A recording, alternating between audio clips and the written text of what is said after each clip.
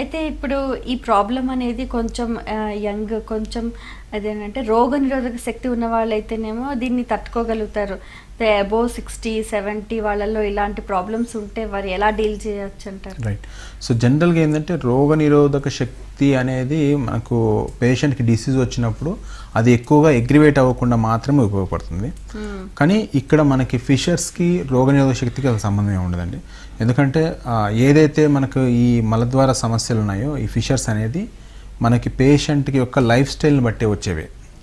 Life style బాగుంటే అసలు మనకు ఫిషర్స్ వచ్చే ఛాన్స్ లేదు. ఫర్ ఎగ్జాంపుల్ కాన్స్టిపేషన్ లేకుండా పేషెంట్ చాలా జాగ్రత్త పడ్డాడు అనుకోండి, టైంకి సరిగా ఫుడ్ తీసుకోవడము అండ్ కీరా క్యారెట్స్ అవి ఎక్కువ తీసుకోవడం అవి చేశాడు అనుకోండి, అసలు పేషెంట్కి ఈ ఫిషర్స్, ఫిస్టులాస్, పైల్స్ వచ్చే అవకాశమే లేదు. సో కాబట్టి ఏంటంటే రోగనిరోధక శక్తికి వీటికి ఏమి సంబంధం ఏమి ఉండదు. మెయిన్ థింగ్ ఏంటంటే పేషెంట్ లైఫ్ స్టైల్ మార్చుకుంటే ఆటోమేటిక్గా వీటిని మనం సప్రెస్ చేసుకోవచ్చు.